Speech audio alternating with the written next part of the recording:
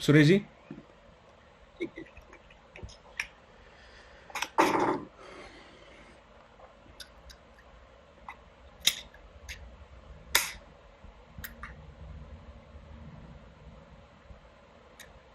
इधर लेना पड़ेगा।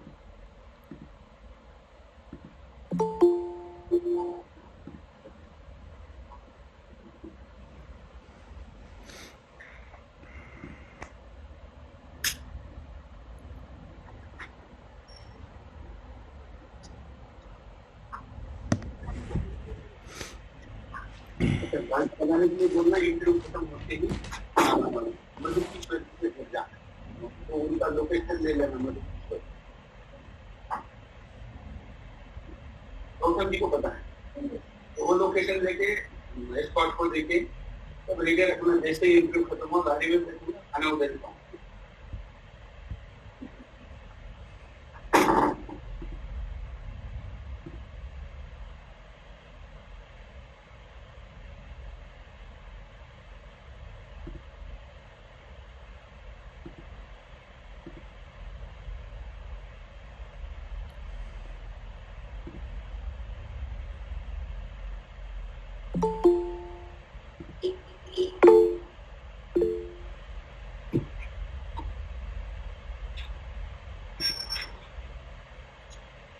इसको थोड़ा हाइट पे रखना है सब।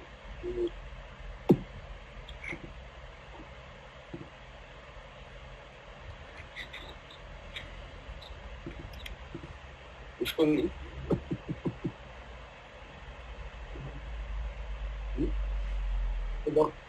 ज्यादा वजन नहीं, ज्यादा हो जाएगा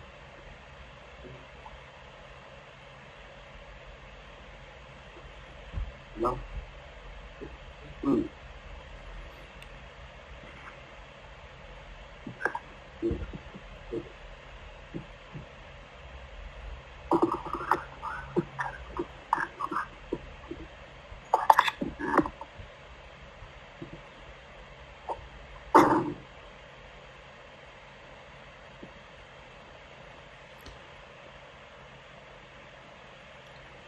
शुरू करते हैं सुरेश जी।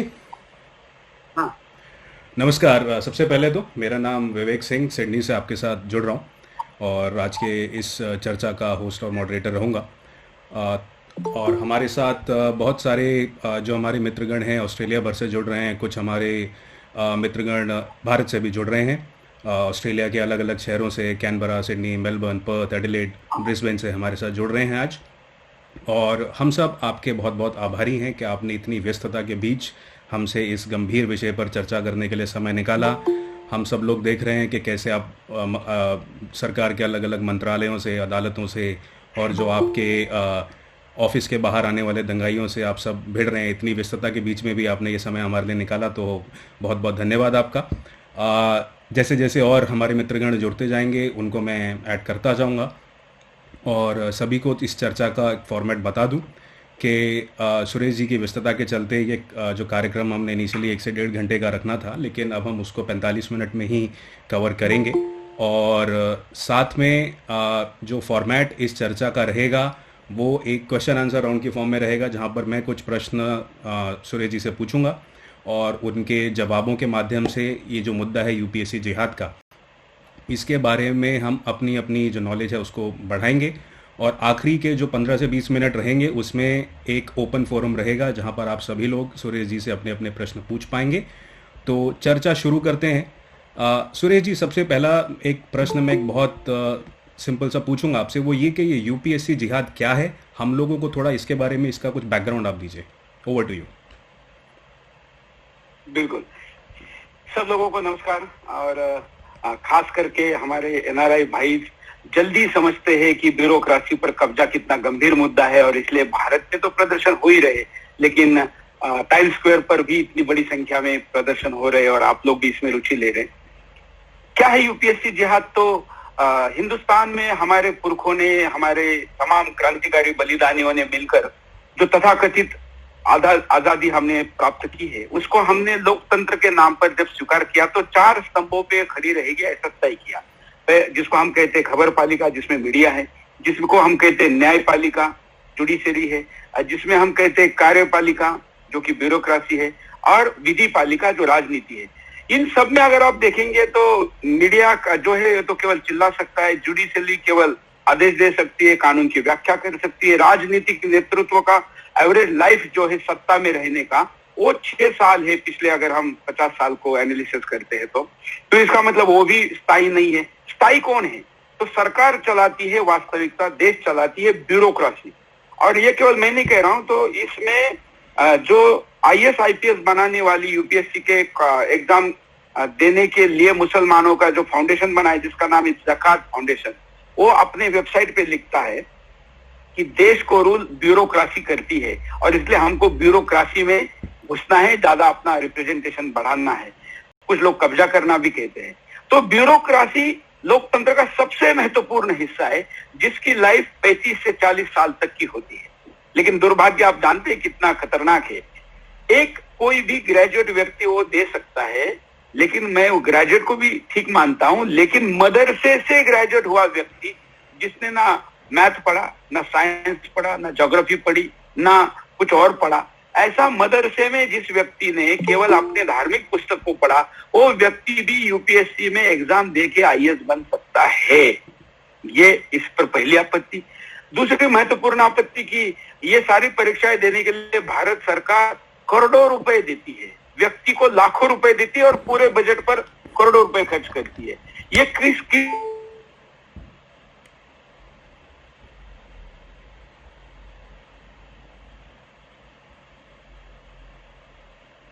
हो जो खुद अपने आप को 40 करोड़ कहते हो, क्या ऐसे कम्युनिटी को आप अल्पसंख्यक कहेंगे? क्या किया है, क्या गुनाह किया है एक हिंदू ने? जो गरीब है उसको आप पैसे नहीं दे रहे, लेकिन आप दूसरा एक तरफ लाखों रुपए दे रहे, दूसरी तरफ हिंदू को अपने माँ का मंगलसूत्र बेचना पड़ता है, पिता की जमीन गिरवी रखनी पड़ती है। ये विरोधाभास क्यों? अल्पसंख्यक की डेफिनेशन पर ही हमको आपत्ति है पहली। दूसरी आपत्ति है कि एक तरफ आप कहते हैं मुसलमान है, तो मुसलमान तो एक धार्मिक व्याख्या है ना, इसकी कोई कॉन्स्टिट्यूशनल कानून व्याख्या नहीं, धार्मिक व्याख्या है। तो मुसलमान धर्म अपने आप में कहता है कि हम में जाति नहीं होती, सब समान है। तो आप भारत सरकार से पैसे लेने के लिए अल्पसंख्यक मंत्रालय में मुसलमान बनते हो, यूपीएससी में एग्जाम देने के लिए आप जाति में ओबीसी या एसटी बनते हो। ये कैसा विरोधाभास है? और ऐसा करने के कारण जब वो ओबीसी और एसटी बन जाते हैं तो उनकी परीक्षा देने का जो अटेम्प्ट है वो बढ़ जाता है। फिर जो सामान्य जनरल कोटे का हिंदू या मुसलमान जब तक हमें तो ओबीसी बन के आए तो इनकी उम्र बढ़ जाती है, उनका अटेम्प्ट बढ़ जाता है और इस कारण इनकी अपॉर्चुनिटी पर स्कोप बढ़ जाता है। कितना बढ़ जाता है? तो आज जो मैंने स्टैटिस्टिक निकाला है वो 140% ग्रोथ हुई है अगर हम 2011 को बेस माने। 2011 क्यों? क्योंकि 2011 में जनगणना हुई थी, हर 10 वर्षों पे होती है, तो हमने 2011 को बेस माना। 140% की ग्रोथ है, तो क्या इसके ऊपर प्रश्न नहीं उठना चाहिए का? क्यों नहीं उठना चाहिए? इतनी बड़ी ग्रोथ अगर मुसलमान होशियार हो गए, प्रतिभाशाली हो गए, इसलिए मिल रही है उनको, तो मैं स्वीकार करता हूं कि अगर प्रतिभा से जा रहे तो ये प्रतिभा मेडिकल में क्यों नहीं दिख रही, आईआईटी में क्यों नहीं दिख रही, इंजीनियरिंग में क्यों नहीं दिख रही है, अन्य किसी भी एजुकेशन से पास होने वाले एग्जाम में क्यों नहीं दिख रही, केवल यूपीएससी में क्यों दिख रही है? एक तो ये बेनिफिट, और उससे भी खतरनाक और सबसे बड़ा बेनिफिट है भाषा का। यूपीएससी में व्यक्ति की आइडेंटिटी छुपाई जाए, इसलिए परीक्षा देने के बाद उसके पहले पेपर को हटा दिया जाता है और एक बार कोड लगाया जाता है उस पर, और उस कोड से ही उसका पेपर चेक किया जाता है, इसलिए कि उसकी आइडेंटिटी छुपाई जाए। लेकिन उर्दू भाषा में एग्जाम देने वाले मेजॉरिटी मुसलमान होते हैं और करीब करीब सारे के आसपास ही मुसलमान होते हैं, लेकिन उसको मैं मेजॉरिटी शब्द यूज करता हूँ। वो भले ही उनका नाम का पेपर हटा दिया जाए, लेकिन उनकी कम्युनिटी आइडेंटिटी तो वही रहती है ना। तो उर्दू भाषा का पेपर बनाने वाला मेजॉरिटी मुसलमान, उर्दू पेपर लिखने वाला मेजॉरिटी मुसलमान, उर्दू पेपर चेक करने वाला मेजॉरिटी मुसलमान, इस कारण उनको सबसे ज्यादा फायदा होता है। रेशो में कहे तो कितना होता है? तो भारत की किसी भी भाषा में, यूपीएससी में जितनी भाषा है, शेड्यूल 6 में जितनी भाषा है, सारी भाषा यूपीएससी में है, लेकिन अंग्रेजी हिंदी से भी ज्यादा रिजल्ट उर्दू भाषा का है। कितना ज्यादा है? तो 40% ज्यादा है। तो मुझे तो नहीं लगता कि कोई ये बात स्वीकार करेगा कि उर्दू भाषा में बहुत होशियार लोग होते हैं या फेवरिज्म है। तीसरी बात, लिखित परीक्षा में फिर भी मार्क्स कम है मुसलमानों को। एवरेज हमने निकाला पिछले 10 सालों का, तो जो ओरल होती है जिसको हम इंटरव्यू कहते हैं, उस इंटरव्यू में एवरेज 13 मार्क्स ज्यादा मिले हैं हिंदू के तुलना में। यहां मैं डायरेक्ट धर्म वाली बात करता हूं, वहां मैंने रिजर्वेशन वाली बात की थी उम्र में और बेनिफिट में। यहाँ सीधे सीधे मुसलमान इस विषय को बेनिफिट मिलता है कितना, 13। जहां पर एक मार्क्स भी आपकी रैंक बदल देता है, वहां पर 13 मार्क्स कितना बड़ा सेटबैक दे सकता है बाकी लोगों को, कल्पना करिए। इसलिए मैंने पहले एपिसोड में ही बताया था कि शाह फैजल, जो कि आजकल पाकिस्तान के प्रधानमंत्री को नोबेल मांगता है, वो ज़कात फाउंडेशन का प्रोडक्ट है, वो आईएएस बना है इसी सिस्टम से, और वो लिखित में कम था लेकिन उसको इंटरव्यू में 300 में से 225 मिले, और जो उस आगे था, पहले नंबर पे था पुरोहित करके, उसको केवल 167 मार्क्स मिले। तो कल्पना करिए कि कितना बड़ा फेवरिज्म इस इंटरव्यू में भी हो रहा है। ये मेरी कुल आपत्ति है सारी इसके ऊपर। अब यूपीएससी पे क्यों आपत्ति है? कई लोग कहते हैं कि भाई यूपीएससी पे नहीं बोलना चाहिए, इतने बड़ा संस्थान है। तो मेरा मानना है जिस देश के लोकतंत्र में प्रधानमंत्री पे भी बोला जाता है और कुछ गद्दार और हिंदू द्रोही तो हमारे भगवानों पे भी बोलते हैं, तो क्या यूपीएससी पे नहीं बोला जा सकता? क्यों नहीं बोला जा सकता? यूपीएससी से बड़ा फ्रॉड हिंदुस्तान में कुछ नहीं। क्या आप जानते हैं यूपीएससी में एक कंसेप्ट है जो सुप्रीम कोर्ट में भी उसके ऊपर केस चली। कंसेप्ट क्या है कि वो किसी को ज्यादा मार्क्स मिले या किसी को कम मिले, खुद उसको कम कर सकते हैं। और इस कम करने के प्रोसीजर को जब सुप्रीम कोर्ट में चैलेंज किया गया तो सुप्रीम कोर्ट ने कहा कि आप ट्रांसपेरेंसी से क्यों नहीं बताते कि आप किस आधार पर किसी के मार्क्स बढ़ाते हैं या घटाते हैं। तो सुप्रीम कोर्ट को उन्होंने उत्तर दिया कि हमारी इंटेलेक्चुअल प्रॉपर्टी है, हम आपको नहीं बता सकते। हिंदुस्तान में सूचना का अधिकार है, सब कुछ ट्रांसपेरेंट है। प्रधानमंत्री ने क्या खाया, क्या पिया, कितने रुपए का चाय पिया, कितने रुपए के शेंगदाने खाए, ये भी आरटीआई में आ सकता है। लेकिन इस देश के ब्यूरोक्रेसी को सप्लाई करने वाली, रिक्रूटमेंट की प्रोसीजर चलाने वाली जो यूपीएससी है, ये किस आधार पर मार्क्स बढ़ाती है, किस आधार पर घटाती है, ये इंटेलेक्चुअल प्रॉपर्टी है। वो ना प्रधानमंत्री को पता है, ना राष्ट्रपति को पता है, ना वो सुप्रीम कोर्ट के जज को भी नहीं पता है। तो क्या ऐसी सिस्टम पे सवाल नहीं उठना चाहिए? ये मेरे कुल ऑब्जेक्शन है। अब आते हैं राष्ट्रीय सुरक्षा के मुद्दे पे। राष्ट्रीय सुरक्षा का मुद्दा यह है कि 175 के आसपास एनजीओ यूपीएससी में मुसलमानों को रिक्रूटमेंट के ऊपर काम करते हैं, और उनमें से सबसे बड़ा है ज़कात फाउंडेशन, जिसने पिछले बार 40 जो चुनकर आए उनमें से 27 अकेले ज़कात फाउंडेशन के थे। उस ज़कात फाउंडेशन से निकले हुए लोगों का रिकॉर्ड भी मैं दिखाने वाला हूं। जब कोर्ट से स्टे हट जाएगा तो पता चलेगा कि वहां से कैसे जिहादी निकलते हैं, क्या क्या। जहां शाह फैजल उसका सबसे बड़ा उदाहरण है, और भी कई उदाहरण।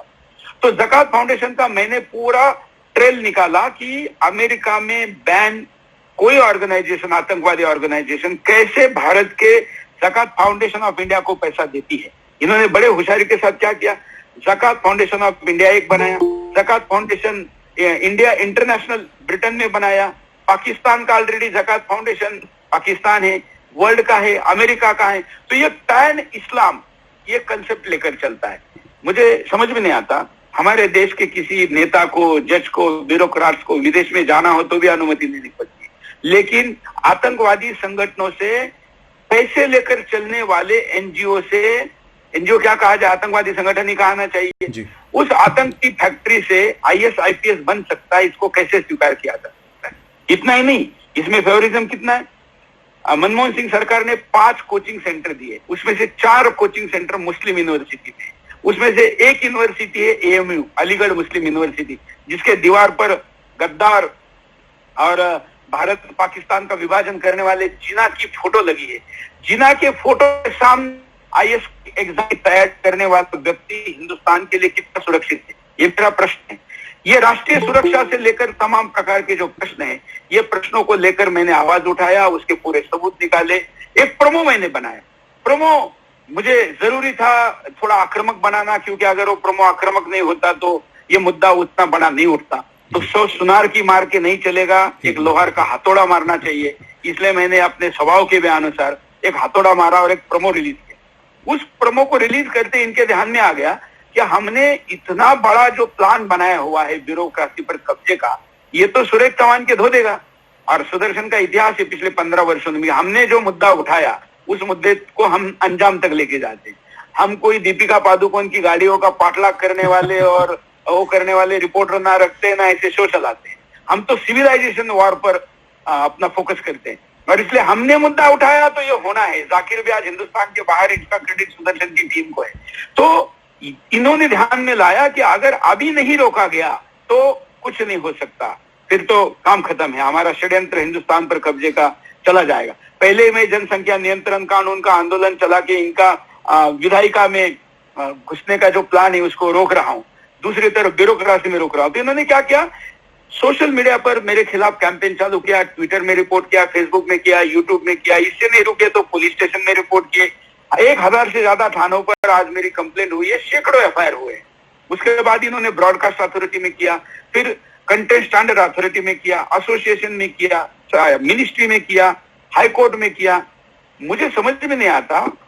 और मैं इतना ही नहीं, मेरे एडवर्टाइजर को धमकाया कि अगर सुदर्शन पे कोई ऐड देगा तो उस प्रोडक्ट को मुसलमान बाइकआउट करेंगे। ऑफिशियल ब्लू टिक हैंडल से धमकाया, और वो धमकाने में अमेरिकन मुस्लिम एसोसिएशन भी था, यूके मुस्लिम एसोसिएशन भी था। तो इसका मतलब दुनिया भर की इस्लामिक ताकतें सुदर्शन के खिलाफ खड़ी हो गई, इसलिए कि मैं रुक जाऊं, लेकिन रुक नहीं पाए, प्रोमो चलता रहा। उसके बाद दिल्ली हाई कोर्ट ने इसको स्टे दिया। पहली बार हिंदुस्तान के इतिहास में, कम से कम, वैसे तो दुनिया के इतिहास में कहा जाता है कि किसी न्यूज चैनल के कंटेंट को प्री टेलीकास्ट रोका नहीं गया है, लेकिन भारत में भी कहीं नहीं रोका गया था। ना हिंदू आतंकवाद का रोका गया, ना कुछ रोका गया, लेकिन सुदर्शन का शो रोका गया। शो के 8 मिनट पहले मेरे हाथ में नोटिस आया, हमने रिस्पेक्ट करते हुए उसको रोका, क्योंकि हमको पता था कि बकरे की अम्मा कब तक खैर मनाएगी। हम इसको, कंटेंट हमारे पास है, हम लेकर आएंगे। उसके बाद भारत सरकार इसमें कूदी। भारत सरकार के पास हाईकोर्ट ने कहा कि भाई आप तय कीजिए, तो सरकार ने कहा कि कोई नियम नहीं है प्री टेलीकास्ट रोकने का, इसलिए सुदर्शन चैनल अपने नियमों का पालन करते हुए इसका प्रकाशन कर सकता है। पर अनुमति मिली, हमने शो किया। 4 एपिसोड में हमने हिला दिया सिस्टम को। हमने ऐसे ऐसे प्रेजेंटेशन निकाले इन लोगों के, जो कि मनमोहन सिंह के ओएसडी रहे, जो आजकल जकात फाउंडेशन के अध्यक्ष है, जो पाकिस्तान के जकात फाउंडेशन के अध्यक्ष IS के वहां के हेड थे, उनके साथ बैठकर दुनिया की रणनीति बनाते हैं। उस व्यक्ति के प्रेजेंटेशन निकाले जिसमें कैसे दलित विरोधी स्लाइड्स बनी हुई है, हिंदुस्तान पर कब्जा का प्लान है, 35 साल में नॉर्थ साउथ ब्लॉक, मतलब जहाँ PMO है, वो कैसे कब्जा हो सकता है, तमाम बातें दिखाई। आप लोग इसको यूट्यूब पर देख लीजिए। मैं बस 15 मिनट में आपके सामने गति से सारा विषय रख दूंगा, फिर मैं प्रश्नोत्तर पे ज्यादा समय देना चाहूंगा। ये सारा विषय रखा, हाईकोर्ट ने स्टे दिया, फिर सरकार ने हटाया, हमने शो किए। 4 शो के बाद ये लोग फिर सुप्रीम कोर्ट में गए, और सुप्रीम कोर्ट में एक झूठ के आधार पर हमको स्टे दिया। झूठ ये था कि इन्होंने हमारा एक प्रिंट आउट दिखाया सरकार, जज साहब को। इलेक्ट्रॉनिक मीडिया में विजुअल का तब तक कोई मतलब नहीं है जब तक उसके पीछे का ऑडियो नहीं सुनाया जाए। उस ऑडियो में मैं जो बोल रहा हूं बात बताई नहीं, केवल एक प्रिंट आउट दिखाया, जो स्लाइड कई सेकंडों की घूमती हुई स्लाइड में से एक स्क्रीनशॉट ले लिया, प्रिंट दिया, दिखाया। जो भी कारण रहा हो, हिंदुस्तान में जुडिशरी क्या करती है, कैसे करती है, कैसे प्रभावित होती है, आपको सब पता है।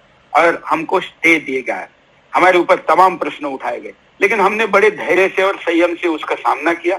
हमको कहा गया कि आप मुसलमानों को पोर्ट्रेट कर रहे हो आतंकवादी की तरह, तो कैसे कर रहे हैं? तो उन्होंने कहा आप मुसलमान को दाढ़ी दिखा रहे हो, टोपी दिखा रहे हो, हरे शर्ट में दिखा रहे हो, स्कल्प दिखा रहे हो, स्कल्प कैप दिखा रहे हो, तो इसको हटाइए। तो हमारा दूसरा दिन जब हमारी सुनवाई थी, अपना पक्ष रखना था, आर्गुमेंट था, तो हमने वहां पर एफिडेविट देकर कहा कि हमने जो किया है वो भारत के कानून के आधार पर किया है, जिन कानूनों के आधार पर कभी NDTV ने हिंदू आतंकवाद शब्द का उपयोग किया था, और सैफरॉन टेररिज्म पर सैकड़ों शो हिंदुस्तान के चैनलों ने किए थे, जिसकी संख्या 5000 घंटे से ज्यादा की है। और हमने 4 एपिसोड किए जिसमें हमने धर्म को नहीं, एक संस्था को घुसने का माध्यम कैसे ये बताया हुआ है। इसलिए हम ना टोपी हटाएंगे, ना दाढ़ी हटाएंगे, ना स्कल्प कैप हटाएंगे। तो जज ने कहा कि क्या आपने जो किया है ये कानून संगत है? तो हमने कहा हाँ। तो उन्होंने कहा जो आगे करेंगे, बोले वो भी कानून संगत रहेगा, कोई बदलाव नहीं करेंगे? हमने कहा नहीं करेंगे। बोले यही टोन और टेन्योर रहेगा? तो हमने कहा हाँ, ये गैर कानूनी नहीं तो रहने में क्या हर्ज है। तो फिर हमारा स्टे एक्सटेंड हुआ, उन्होंने दिया नहीं। हम अपनी बात पर कायम है, ना माफी मांगेंगे, ना बदलाव करेंगे। हमारे पास सबूत है, सबूत इतने सूर्य प्रकाश जैसे है, तेजस्वी और स्पष्ट, कि उसके ऊपर कोई उंगली नहीं उठा सकता। इसलिए केवल हम मुसलमानों को पोर्ट्रेट कर रहे, इस काल्पनिक चित्र के साथ इन्होंने स्टे दिया हुआ है, और स्टे के लिए भी कोर्ट में हमको ऐसा घेरा गया है। एक तरफ हमको इन्होंने कम्युनिटी को बदनाम करने का एक रिट लगाई, उसी रिट में आईए लगाई कि हम हेड स्पीच दे रहे, उसी में लगाई कि हमारी फेक न्यूज है, उसी में लगाई कि हमने केबल कोड ऑफ कंडक्ट का वायलेशन किया है, उसी में लगाई कि हमने मिसलीड करने का कंटेंट चलाया है, उसी में, मतलब एक ही केस में इतने सारे एनजीओ घुस गए और हमारे साथ खड़े, हमारे खिलाफ खड़े, बड़े बड़े वकीलों को लेकर खड़े। क्या आप जानते हैं कि जिस शाह आलम ने नरेंद्र मोदी जी, अमित शाह जी और गुजरात के दंगों की जांच की थी, अमित शाह जी को जिन्होंने जेल भेजा था, उन्हीं की बेटी शाहरुख आलम आज हमारे विरुद्ध वकील है। ये मतलब एक तरीके से वही पूरी गैंग हमारे खिलाफ लगी है। 91 IAS IPS ऑफिसर ने प्रधानमंत्री को पत्र लिखा कि सुरेश चौहान के हिंदुस्तान का डिजास्टर है, इस पर बैन करिए। 1700 तथाकथित सेलिब्रिटी और अवार्ड वापसी गैंग ने पत्र लिखा राष्ट्रपति को और 7 मुख्यमंत्रियों को, नॉन बीजेपी स्टेट मुख्यमंत्रियों को, कि आपके राज्य में एटलीस्ट आप इस चैनल को बंद करिए। ऐसा तमाम तरीके से हमको रोकने का प्रयास हो रहा है, और ये अभियान अब इस स्थिति पे आया है कि भारत सरकार ने एंट्री की और उन्होंने कहा कि हम कार्रवाई करने के लिए हम उत्तरदायी है, इसलिए पहले हमको करने दीजिए। तो कोर्ट ने कहा क्या कार्रवाई की, तो सरकार ने कहा कि जब जांच ही नहीं हुई तो कार्रवाई कैसे होगी। तो हमने नोटिस दिया है, हम 28 तारीख तक सुदर्शन से उत्तर लेंगे और 5 तारीख को दोबारा कोर्ट बैठेगी और तब इस पर सरकार का रुख क्या रहेगा, जो कि जांच होगी। और क्योंकि एक IAS लॉबी बड़ी हमारे खिलाफ है जो मंत्रालय में भी काम करती है, और 5 तारीख को फैसला आएगा ऐसी हम मोटा मोटी अपेक्षा करते हैं। तो मैंने आपके सामने यूपीएससी की पूरे ऑब्जेक्शन हमारे क्या हैं, और कोर्ट में भी इस वक्त क्या चल रहा है, मीडिया में तो हमारे खिलाफ चलना ही है। और वो मीडिया वाले जिनको समझ नहीं रहा है कि आज अगर मेरे ऊपर हथकड़ी लगेगी, मेरे ऊपर बंदिश आएगी, तो कल उनके ऊपर भी आने वाली है। लेकिन उनको सुदर्शन बंद करवाना है, सुरेश चौहान के ऊपर क्रिमिनल प्रोसीडिंग चालू करवानी है, 2 साल की सजा की प्रोविजन है, जो भी उनकी कल्पना है वो कर रहे हैं। और आज हिंदुस्तान में सोशल मीडिया से लेकर मेन स्ट्रीम मीडिया में पिछले 1 महीने में ये विषय सबसे ट्रेंडिंग है। मैं आशा करता हूं कि इस मुद्दे के लिए सोशल मीडिया पर और जिन भी तरीकों से हम सब चर्चा करके इसके सत्य को लोगों के सामने रख सकें, जो फैक्ट चेकिंग वेबसाइट है वो हमारी ऐसी चीजों को लोगों के सामने जानबूझकर ला रही है और गलत बातें बता रही है, उस पर भी हम अलग से एक शो करेंगे और लोगों के सामने डिटेल देंगे। लेकिन कुल मिला के ये लड़ाई अब बहुत बड़े पैमाने पर हो रही है, और अगर न्यायालय ने मुझे अनुमति नहीं दी तो मैं हिंदुस्तान की यात्रा करूंगा, शहर शहर जाऊंगा, बड़ा डिस्प्ले लगाकर उस पर प्रेजेंटेशन करूंगा, उससे तो मुझे रोक नहीं सकते हैं।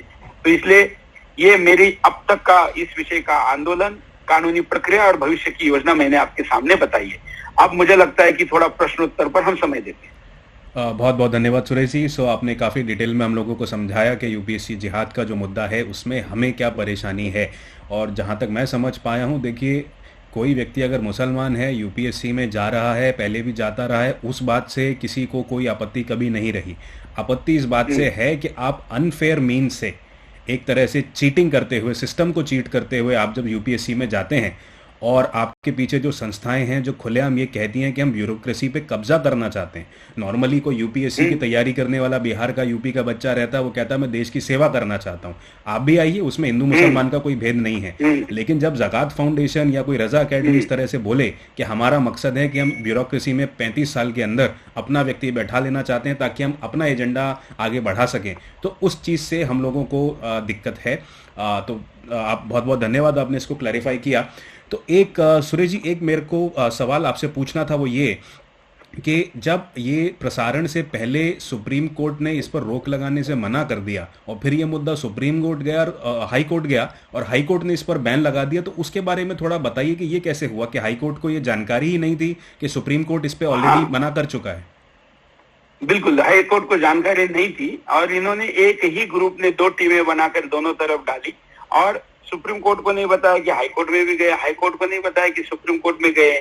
सुप्रीम कोर्ट में रिजेक्ट हुआ हमारे ऊपर स्टे लगाने, प्री टेलीकास्ट स्टे के लिए सुप्रीम कोर्ट ने मना किया, ये बात भी नहीं बताई गई और वहां से भी फैसला किया।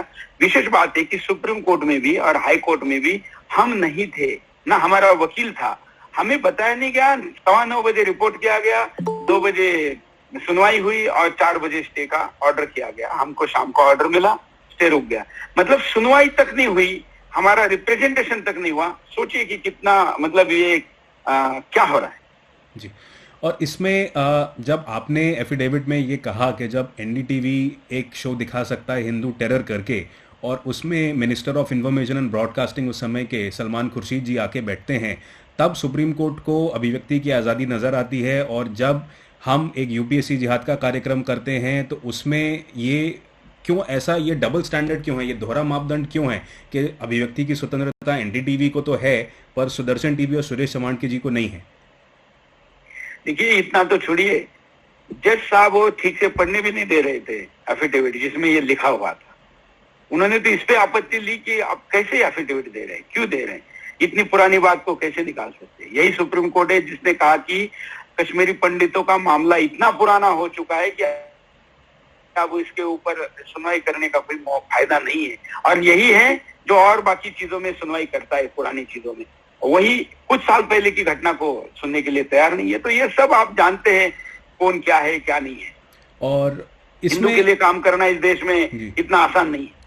जी बिल्कुल ठीक बात है सुरेश जी, और ये बात हम सब समझ रहे हैं, इसलिए आज हम इसलिए इकट्ठा हुए कि आपसे भी एक बार समझे, क्योंकि व्हाट्सएप पे क्रांति तो हम लोग हिंदुओं की भी थोड़ी एक कमी है कि हम व्हाट्सएप पे तो बहुत क्रांति कर लेते हैं लेकिन व्हाट्सएप के बाहर, फेसबुक के बाहर नहीं निकल पाते। तो वो इसलिए हमने ये स्टेप आगे लिया ताकि हम आपसे खुद डायरेक्टली समझ सकें कि एग्जैक्टली हो क्या रहा है, क्योंकि आप अदालतों से डील कर रहे हैं, आप मंत्रालयों से, और आपकी मेरी जो बातचीत थी उसमें आपने बताया कि कम से कम एक नहीं, दो नहीं, पूरी 19 अलग अलग मंत्रालय या विभाग हैं सरकार के जिनके साथ आपके पीछे लगे हैं। हाँ, तो उनके बारे में सर थोड़ा बताइए कि उन एजेंसियों को एक साथ 19 एजेंसियां लगी हैं, ऐसा आपने क्या बड़ा अपराध कर दिया? मैंने मुसलमान बोल दिया, मैंने घुसपैठ को रोकने का ऐलान कर दिया, तो इससे बड़ा अपराध क्या हो सकता है इस देश में? मुसलमान कहना ही अपने मैंने तो 15 साल पहले शो किया था, तब मुझे तब के प्रसारण मंत्रालय ने नोटिस भेजा था कि आप मुसलमान कैसे कह रहे हैं, ये कम्युनल आप उल्लेख कर रहे। तो मैंने 15 वर्ष पहले पूछा था कि मैं मुसलमान को मुसलमान नहीं तो क्या कहूं। इसका उत्तर अभी तक मुझे नहीं मिला है। सरकारें भी बदल गई, कई लोग बदल गए, तो मैं मुसलमान को मुसलमान कोई गाली है क्या? मुसलमान कहना क्या समस्या है, क्यों नहीं कह सकते, जबकि आप हिंदू को तो कुछ भी कहते हो। इसलिए ये अपराध यही है कि जिस देश में सब चुप बैठने के लिए तैयार हो, वहां पर कोई एक व्यक्ति कैसे खड़े होकर बोल रहा है, यही सबसे बड़ा अपराध है। जी तो अब सुरेश जी एक मैं क्वेश्चन आंसर राउंड के लिए मैं सबके लिए ओपन करूंगा, एक एक करके सबसे हम प्रश्न लेंगे।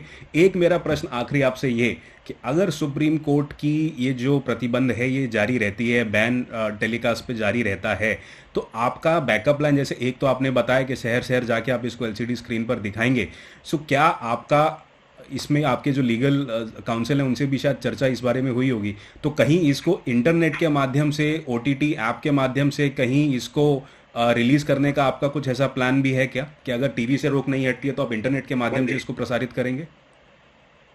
देखिए, वो तो सारे रास्ते है ही, क्योंकि फिर केवल यूपीएससी जिहाद मुद्दा नहीं रहेगा ना। मुद्दा हिंदुस्तान में हिंदुस्तान पर कब्जे की बात को टीवी पर क्यों नहीं बोलने दिया जा रहा है, ये भी तो जुड़ जाएगा ना जी। इसलिए कंटेंट तो मैं सब जगह डाल दूंगा। मैंने मोटा मोटा कंटेंट तो सोशल मीडिया पे ऑलरेडी आया भी है, आ भी रहा है, जाएगा भी, लेकिन केवल शो ये हक की लड़ाई नहीं रहेगी। फिर ये लड़ाई आगे बढ़ जाएगी और ये लड़ाई चली जाएगी। इस देश में मुसलमानों के खिलाफ आप बोल भी नहीं सकते, इस देश में आप बड़े षड्यंत्र को भी बता नहीं सकते, उस दिशा में लेके जाए जी। तो बहुत बहुत धन्यवाद सुरेश जी। अब मैं एक एक करके सबसे प्रश्न लूंगा, तो whosoever wants to ask question please let me know।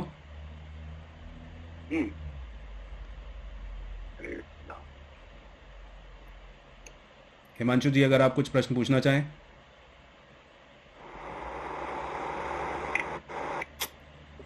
Vivek ji, Ashutosh Raina from Brisbane.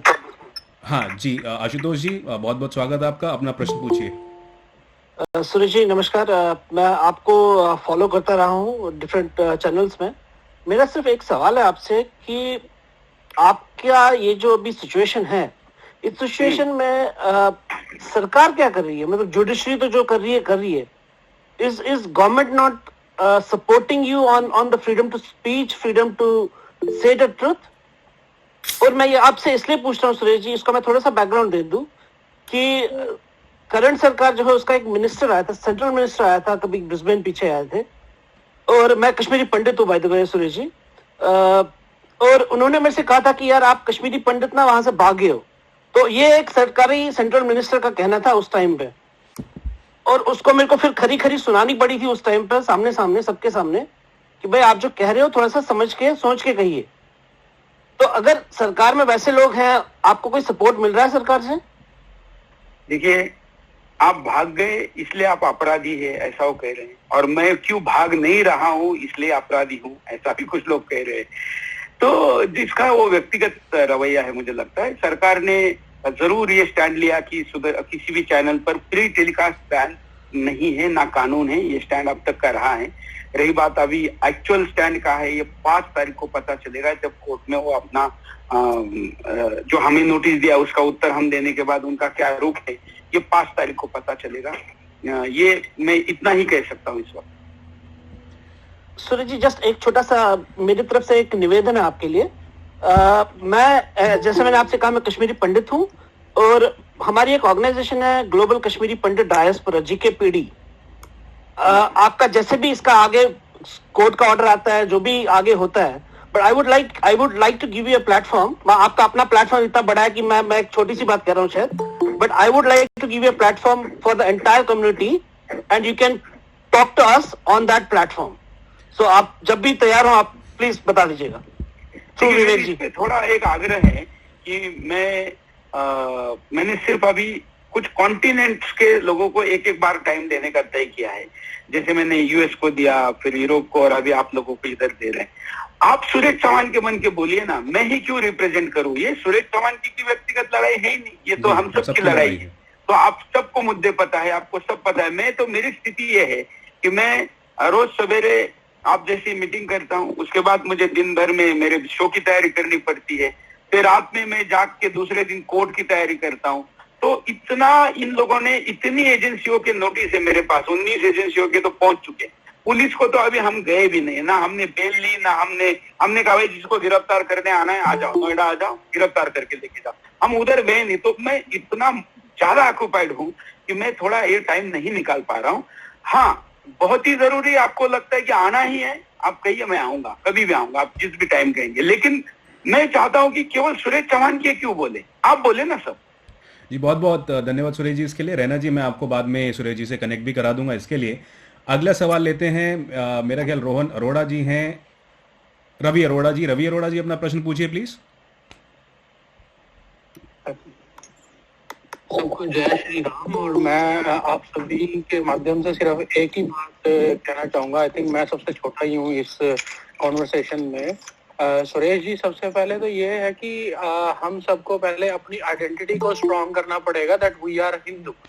हम कितना भी कुछ भी हो जाए, हमें ये नहीं भूलना पड़ेगा, क्योंकि हम अपने स्वार्थ के लिए अपनी आइडेंटिटीज को छुपा लेते हैं। लेकिन जो कट्टर, जो मैंने खुद ऑब्जर्व किया है, मैं इन चीजों का काफी खुद यहाँ पे लगा रहता हूँ थोड़ा थोड़ा। जब तक ये फीलिंग नहीं आएगी कि that yes we are Hindus and we proud to be Hindu rather than Indian, कि उसमें हमें, क्योंकि हमारे बहुत पुराने टाइमों में जितने भी विद्यापीठ थे, हरिद्वार में चले जाइए, रवि जी, सॉरी, हमारा थोड़ा समय कम है, अगर आप अपना प्रश्न पूछें तो सबको मौका मिल पाएगा। यही है कि हमें, श्रेय जी, आपके माध्यम से मैं सिर्फ एक यही रिक्वेस्ट करना चाहूंगा कि हमें इन जागृति के लिए भी कुछ करना पड़ेगा। उसके लिए आप क्या सजेशंस प्रोवाइड करेंगे हमें सबके लिए? देखिए, सोशल मीडिया पर तो सब लोग कह ही रहे हैं, लेकिन इस वक्त सोशल मीडिया पर क्योंकि उन्होंने हम पे स्टे लगा दिया और हमारे विरोधियों को खुला छोड़ दिया, तो हमारे कंटेंट को तोड़ मरोड़ कर वो प्रमोट करने का प्रयास कर रहे हैं। तो जहां पर भी इस मुद्दे पर हमारे खिलाफ बोलने वाला जो है, उसको भी आप क्रिटिसाइज करिए, वहां फैक्ट दीजिए, और हमारे जो चुप बैठे हुए लोग हैं उन लोगों को भी इस चर्चा में उतारिए। लेकिन ये लड़ाई केवल सोशल मीडिया तक सीमित ना रहे, क्योंकि भारत में 2% लोग ही इससे प्रभावित हो सकते हैं, या ये केवल इतना करना पर्याप्त नहीं है। इसलिए आप जिस भी शहर में, आप जितनी भी संख्या में आ सकते हैं, आपके शहर के महत्वपूर्ण लैंडमार्क पर अगर आप प्रदर्शन करते हैं तो उसका एक बहुत बड़ा मैसेज जाता है। टाइम स्क्वायर के उस प्रदर्शन ने हिंदुस्तान के एक ऐसे वर्ग को हिला दिया है कि जो इस पूरे एपिसोड से दूर था। तो अब भी आप जिन जिन देशों में आप लोग हो वहां पर जमीन पर उतर कर कुछ किया जाए। दूसरा, इंटेलेक्चुअल लेवल पर आप कितने ब्लॉग लिख सकते हैं, आर्टिकल लिख सकते हैं, और साथ साथ में तीसरा, आप भारत के सांसदों को फोन करिए, भारत के प्रभावशाली नेताओं को फोन करिए, कहिए कि तुम चुप क्यों हो। अगर आप पत्रकारों को जानते हैं तो उनको फोन करिए। एक हमारा एनआरआई भाई जब बाहर से फोन करता है तो उसका एक अलग असर होता है। तो ये किया जा सकता है। धन्यवाद सुरेश जी। Thank you. धन्यवाद सुरेश जी। अब अगला क्वेश्चन हम लेते हैं। आई थिंक यहाँ पर हमारे साथ निखू बोधादेव जी हैं। निखू जी अपना क्वेश्चन पूछिए। अगला प्रश्न निकू जी पूछना चाहेंगे। हाँ। निकू जी, आपको अगर आपका प्रश्न पूछना है तो प्लीज। जी सुरेश जी धन्यवाद। मेरे को यही पूछना था कि इंडिया में अभी जो यूथ जनरेशन है वो इतने जागरूक नहीं है, तो उस यूथ जनरेशन को जागरूक करने के लिए हम क्या कर सकते हैं अपनी तरफ से? देखिए, उनको सुलाया गया है। एक तो है कि कोई सोया हुआ है और सुलाया गया है। ये भाईचारे की भांग ने इतना सुला दिया है कि वो जागने को तैयार ही नहीं है। तो उसके सामने फैक्ट जानी चाहिए। और इस अभियान के बाद मैं इस विषय पर एक कैंपेन लाना हूँ। इसके लिए सबसे पहले स्वाभिमान की जागृति करनी चाहिए। हम ये कभी कभी ये भी हमने सोचना चाहिए कि एक मुसलमान अपने धर्म के प्रति इतना कमिटेड कैसे होता है। वो सही है गलत है इस पे चर्चा अलग से की जा सकती है, लेकिन वो जितना कमिटेड है, हम अपने बच्चों को, अपने आप को क्यों नहीं कमिटेड कर पा रहे। हम किसी की बुराई करने के लिए कमिटेड हो ऐसा तो नहीं कह रहे। तो इस विषय पर सबसे ज्यादा काम करने की जरूरत है कि क्या जो सचमुच में 100 करोड़ हिंदू है वो हिंदू भी है क्या, या केवल नाम और जन्म से हिंदू है। इसलिए उसको जगाने के लिए, उसके स्वाभिमान को जगाने के लिए, उसको समझाने के लिए, उसके भाईचारे के भांग की नशा उतारने के लिए कुछ चीजें हमको करनी पड़ेगी। वो मुझे लगता है कि अलग से उसका एक कार्यक्रम अपन करेंगे। जी बहुत बहुत धन्यवाद सुरेश जी। अगला प्रश्न लेते हैं। कौन पूछना चाहेगा अपना अगला सवाल? हरिओम सिंह रावत जी, आपका प्रश्न पूछिए। जी जय हिंद सुरेश जी। मैं हरिओम सिंह। जैसे कि अभी यूपीएससी में जितने भी सरकारी पदोन्नति है उसमें हमारे पास आरक्षण है। उस आरक्षण में हिंदू बढ़ जाता है कहीं ना कहीं। मतलब कि जैसे कुछ लोग बोलते हैं हमको आरक्षण चाहिए, कुछ लोग आरक्षण का विरोध करते हैं, तो फिर ये आरक्षण वाले जाके वो जय भीम और जय नीम से मिल जाते हैं और वो लोग फिर आप ही का विरोध करते हैं। मतलब तो इसका कुछ सॉल्यूशन है क्या? बिल्कुल, ये ओवरऑल सॉल्यूशन है इसमें। ये इतनी जबरदस्त लड़ाई है कि आप देखिए, इस लड़ाई में मेरा विरोध मायावती ने नहीं किया, अखिलेश ने नहीं किया, शरद ने नहीं, क्यों नहीं किया पता है? ये पहली लड़ाई है जहां पर एक हिस्से के, मतलब एक अपॉर्चुनिटी के हिस्से में दलितों का अधिकार मुसलमान छीन रहा है। वो ओबीसी भी बन रहा है, एसटी भी बन रहा है। तो ये एक ऐसी लड़ाई है जहां पर ये जो नेता है या ये जो कम्युनिटी है, इनको ये कहा जा सकता है कि देख ये तुम्हारा अधिकार छीन रहा है। इसलिए ओवरऑल रिजर्वेशन पे तो हम अभी बात नहीं कर रहे, ना करनी है, उस पे अलग बात हो सकती है। लेकिन प्रेजेंट रिजर्वेशन में जो मुसलमानों को, जो मुसलमान का मतलब ये इस्लाम का मतलब कोई जाति नहीं, तो फिर वो जाति के अधिकार पर हमारे दलित भाइयों के अधिकार क्यों छीन रहे हैं, ये इस पे करना है। यही इसका सबसे बड़ा इलाज है। दूसरा, इसमें एक और इलाज है। ज़कात फाउंडेशन के वेबसाइट पर एक प्रेजेंटेशन है। उस प्रेजेंटेशन में वो दावा करते हैं कि भारत में हमें पार्लियामेंट में, विधानसभा में रिप्रेजेंटेशन इसलिए नहीं मिलता क्योंकि भारत की 54% रिजर्व कॉन्स्टिट्यूंसीज वहां है जहां मुसलमान मेजोरिटी में है और SC ST मेजोरिटी में नहीं है। अगर वहां का रिजर्वेशन चेंज किया जाए, कि अभी होगा 5 साल बाद, और वो ओपन किया जाए तो मुसलमान वहां से लड़ सकता है। तो दलितों का रिप्रेजेंटेशन का जो आज है उसको घटाकर अपना रिप्रेजेंटेशन बढ़ाने का पूरा प्लान उनके वेबसाइट पे है। इसको हम अगर हमारे दलित नेताओं के सामने, दलित कार्यकर्ताओं के भाइयों के सामने लेके जाएंगे तो भी ये मीम का षड्यंत्र है वो पता चलेगा। धन्यवाद सुरेश जी। एक प्रश्न मेरे पास आया है, वो ये कि इस पे आप थोड़ा क्लैरिफाई करें। ये जो आप दलितों वाली बात बता रहे हैं कि कैसे एक मुसलमान यूपीएससी कैंडिडेट SC ST या OBC के लिए जो रिजर्व्ड है सीट, वो कैसे मुसलमान को दी जा सकती है, उस पर थोड़ा क्लैरिफिकेशन मांगा गया है, तो वो थोड़ा आप बताइए प्लीज। बिल्कुल, देखिए जो रिजर्वेशन है OBC SC ST और फिजिकली हैंडीकैप्ड, इस प्रकार के रिजर्वेशन उसमें रखे गए हैं। जो फिजिकल हैंडीकैप है उसमें कोई जाति धर्म का कुछ नहीं है। जो ओपन कैटेगरी के सिवा ओबीसी है, भारत के मुसलमानों में एक कैटेगरी, एक कुछ जो जातियां है उनको ओबीसी के अंदर लिया गया है। उनको ओबीसी के अंदर लेने के कारण, जो कि बाबा साहब ने नहीं लिया था, उन्होंने विरोध किया था, यहाँ तक कि उन्होंने इतना विरोध किया था कि बाबा साहब ने जो बुद्ध पंथ अपनाया उसकी भी उन्होंने रिजर्वेशन की प्रोविजन नहीं रखी। उन्होंने कहा कि मैं भारत के अंदर की जाति व्यवस्था से पीड़ित लोगों के लिए रिजर्वेशन की मांग कर रहा हूं, जो कि हिंदू के अंदर ही जाति व्यवस्था है। इसलिए उन्होंने मुसलमानों को रिप्रेजेंटेशन नहीं दिया, लेकिन बाद में इसमें बदलाव करके ओबीसी एससी एसटी में इनको लाया। तो इस कैटेगरी में जहां पर भी एग्जाम होती है वहां पर उनको बेनिफिट मिलता है। तो एक तरफ मुसलमान बनते हैं, एक तरफ ओबीसी बनते हैं, एससी बनते हैं, एसटी बनते हैं, ये है।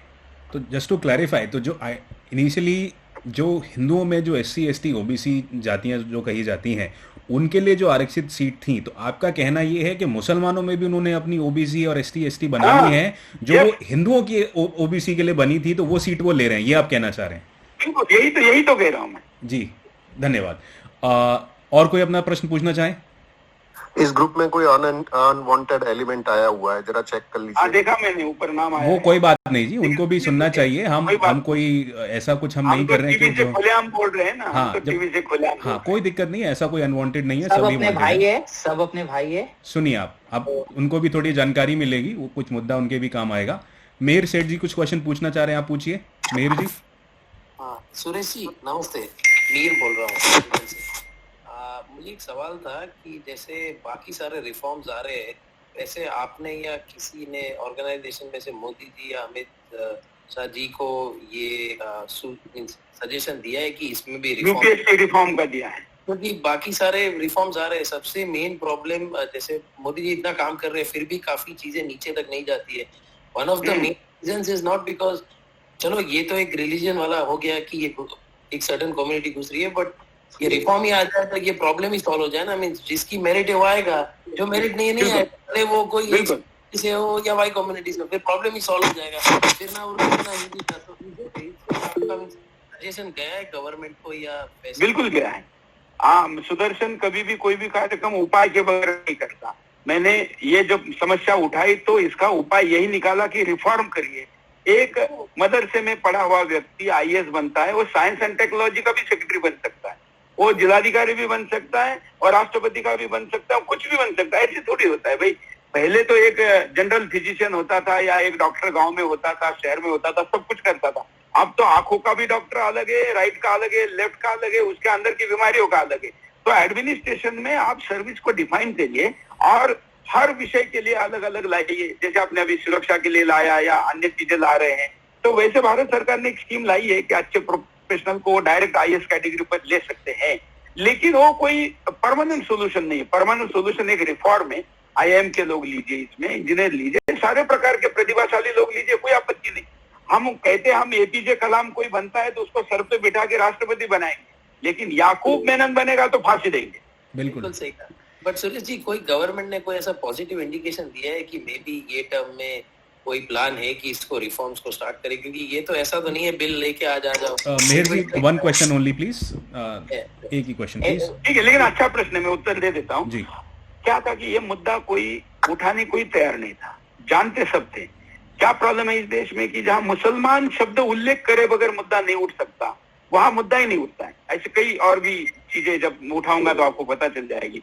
लेकिन जब मुझे लगा कि अभी उठाना ही है और जब ये उठ गया और आप लोग भी इस समय इसके साथ जुड़े हैं, सब दुनिया भर से लोग जुड़े हैं, तब अब सबको लगने लगा है कि हाँ रिफॉर्म होना चाहिए। तो सरकार को भी लग रहा है और इस दिशा में कुछ काम शुरू करने की दिशा में हम इसको और ज्यादा प्रमोट भी कर रहे हैं। और मैं आपको वचन देता हूँ, सुदर्शन ने आज तक मुद्दा उठाया और वो काम नहीं हुआ, ऐसा कुछ नहीं है। और इसलिए रिफॉर्म करवा के रहेंगे। आप लोग तब तक साथ जरूर दीजिए जब तक कि रिफॉर्म पूरा नहीं हो। बिल्कुल सही। Thank you so much. Next question I think Deepak ji, एक पेन ऑफ धर्मा क्वेश्चन अपना पूछिए प्लीज। नमस्ते सुरेश जी। सुरेश जी, मेरा एक सवाल था आपसे कि जैसे आपने मतलब काफी जो इम्पोर्टेंट इशू उठाया यूपीएससी जिहाद का, तो ऑल्दो यूपीएससी जिहाद का इशू उठाना मतलब एक तरह से आपने ब्यूरोक्रेसी से आप फाइट कर रहे हैं, which is very much difficult. तो मतलब मेरा ये सवाल था कि आपको लगता है कि हिंदू समाज में लोग इस चीज को बहुत प्रायोरिटी में ले रहे हैं और आपको सपोर्ट मिल रहा है कम्युनिटी से? क्योंकि मैं जानता हूँ सोशल मीडिया एक्टिविज्म में बहुत सपोर्ट मिल रहा है यूपीएससी जिहाद के इशू को, और जैसे आपने बताया कि ऑन ग्राउंड एक्टिविज्म का जो इसमें विषय है, क्या आपको लगता है कि बहुत सारे लोग आगे आके और इस इश्यू को रेज करना चाह रहे हैं कि यूपीएससी जिहाद अगर हमने इस चीज को ठीक नहीं करा तो आगे कितना डैमेज हो सकता है? देखिए, पहले तो लोग इसको जानते नहीं थे, लेकिन जब जानने लगे तो रिस्पांस मिल रहा है, लेकिन वो सोशल मीडिया तक ही ज्यादा सीमित है। हाँ, जो बहुत ज्यादा सक्रिय है उनके तो जरूर बड़े पैमाने पर प्रदर्शन हो रहे हैं, लेकिन फिर भी उतने नहीं हो रहे। देखिए, ब्यूरोक्रेसी पे कब्जा मतलब देश पे कब्जा। जब देश के कब्जा के लिए जितने लेवल पर प्रदर्शन होने चाहिए उतने नहीं हो रहे, ये सच है। उसका कुछ कारण कोविड भी है, कुछ कारण थोड़ा अज्ञान भी है, कुछ कारण सरकार का रुख समझ में नहीं आ रहा है, इसलिए कुछ राइट विंगर चुप है, ये भी है। ऐसे भी कई कारण है, लेकिन लोग कम से कम ये कह रहे हैं कि हाँ, चर्चा तो होनी चाहिए। इस स्तर तक तो अभी तक पहुंचा है। धन्यवाद सुरेश जी। एक प्रश्न दीपक पदियार जी पूछना चाह रहे हैं। दीपक जी, अपना प्रश्न पूछिए।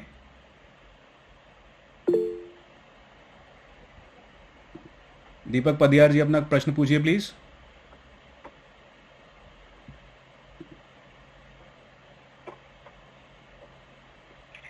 दीपक जी शायद अभी म्यूट पर दीपक जी आप हो? दीपक जी हैं, बट शायद अभी वो प्रेजेंट नहीं है। रेटिना मिश्रा जी एक कोई क्वेश्चन पूछना चाह रही हैं, प्लीज अपना क्वेश्चन पूछिए। जय श्री राम सर। मैं रेटिना मिश्रा कक्षा 10वीं की छात्रा हूँ, और जो हमारे टीनेजर्स होते हैं या हमारे आसपास के बच्चे होते हैं, वो एक उनकी मानसिकता बन चुकी है कि सेकुलरिज्म सबसे ज्यादा आवश्यक है। परंतु यदि हम कभी अपने धर्म को प्रमोट करें या कुछ करें तो वो इस तरह से रिएक्ट करते हैं जैसे हम बहुत गलत चीज कर रहे हैं। तो उनकी मानसिकता कैसे बदले, और हम सब जो हिंदू बच्चे हैं, कट्टर हैं, इस चीज से कैसे बचे? दो चीजें हैं। पहले तो हिंदू का मतलब ही सेकुलरिज्म है, इसलिए हम सेकुलरिज्म पर ना कह के उनकी कट्टरता पर बात करें।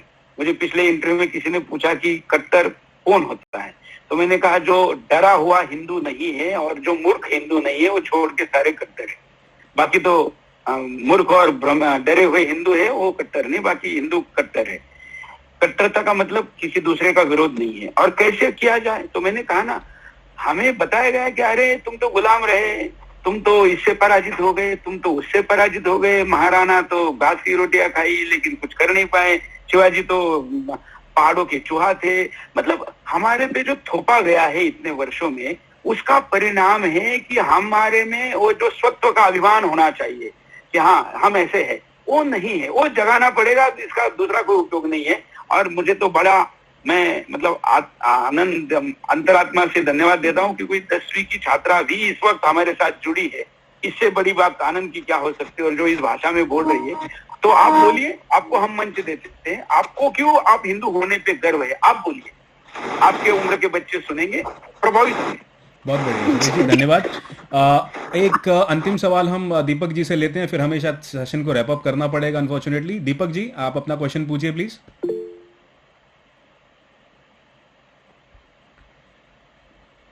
दीपक जी, अगर आप क्वेश्चन नहीं पूछ पा रहे हैं तो आप चैट में अपना क्वेश्चन पूछ सकते हैं, मैं आपके बिहाफ पर पूछ लूंगा।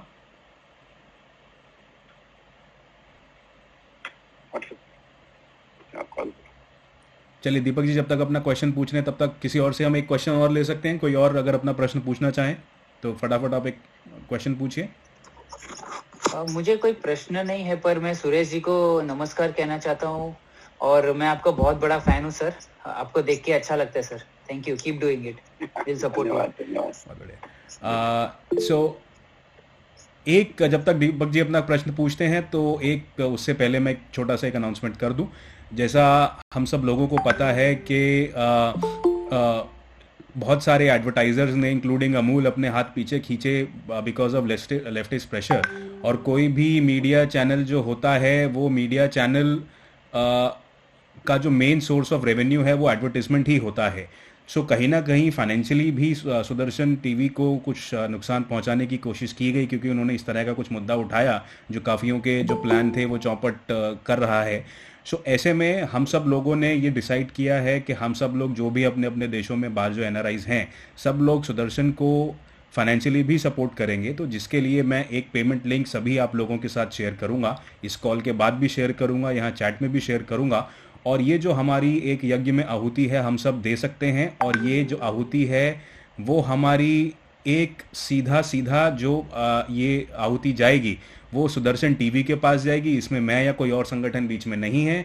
ये सीधी जो आपकी आहुति जाएगी, जो भी आपका फाइनेंशियल सपोर्ट जाएगा वो सुदर्शन टीवी के पास डायरेक्ट जाएगा। इसका लिंक मैं अभी कुछ ही देर में शेयर कर रहा हूँ। In the mean time Deepak ji, अगर आप अपना क्वेश्चन पूछना चाहें पूछ सकते हैं। दीपक जी ने पूछा है कि what can we do to awake slept Hindu. सोते हुए हिंदुओं को जगाने का क्या तरीका है? जी, तो आई थिंक वो ऑलरेडी कवर कर लिया सुरेश जी ने काफी हद तक। कोई और अगर प्रश्न नहीं है तो हम फिर सेशन को रैप अप करेंगे। सुरेश जी को जाना है। एक ये सईद अहमद जी ने कुछ भेजा है, इनसे एक प्रश्न मैं जरूर ले लेता हूं, देखता हूं इन्होंने क्या पूछा है। इन्होंने पूछा है कि एक सवाल सुनील जी के लिए, सुनील जी इन्होंने लिखा है सुरेश जी की जगह कि क्या ये शो मुसलमानों के लिए नफरत नहीं फैला रहा है और क्या ये इंडिया के लिए बुरा नहीं है? हिंदुइज्म तो एक बहुत महान धर्म है, तो ये नफरत कहां से आ गई इसके बीच में? प्लीज इस पे आप बताइए। बिल्कुल, इस शो में इनको अगर आप ऑडियो में भी तो बात कोई प्रॉब्लम नहीं है कि इनको ये इस्लाम या मुसलमान विरोधी कैसे लगा ये शो, ये मेरा प्रश्न है। इसका हमने जज साहब को भी पूछा, मंत्रालय को भी पूछा, इनको भी पूछ रहा हूँ कि हमने मुसलमानों के विरुद्ध ऐसा क्या कहा है? क्या पाकिस्तान से पैसे लाकर या अमेरिका से या मदीना ट्रस्ट से जिसने भारत के एम्बेसी पर यूके में हमला किया, या क्या पैन इस्लाम से पैसा लाकर, आतंकवादी संगठनों से पैसा लाकर भारत में आईएस बनाने का विरोध करना मतलब मुसलमानों का विरोध है? क्या भारत के ब्यूरोक्रेसी पर कब्जा करो कहने वाले मुसलमान का विरोध करना मतलब मुसलमानों का विरोध है? क्या ओवैसी का विरोध करना मतलब मुसलमानों का विरोध है? क्या भारत का मुसलमान अपने आप को आजम खान, ओवैसी या इन गलत तत्वों के साथ जोड़कर ही मुसलमान देखना चाहता है, या एपीजे अब्दुल कलाम के साथ जोड़कर देखना चाहता है? मैं उनको प्रश्न पूछ रहा हूं। और अगर ये सुरेश चौहान के आपको पोर्ट्रेट कर रहा है, बदनाम कर रहा है, तो मेरा प्रश्न है कि बाकी देशों में तो सुरेश चौहान के नहीं है, वहां सुदर्शन चैनल नहीं है, वहां कौन आपको पोर्ट्रेट कर रहा है, वहां कौन विरोध कर रहा है? अपने आप को भी प्रश्न पूछिए। ये मेरा इस पे बेसिक उत्तर है। बहुत बहुत धन्यवाद सुरेश जी। आखिरी प्रश्न हम किसी से ले सकते हैं? कोई पूछना चाहे अपना प्रश्न तो जरूर पूछिए, उसके बाद हम रैप अप करेंगे प्लीज।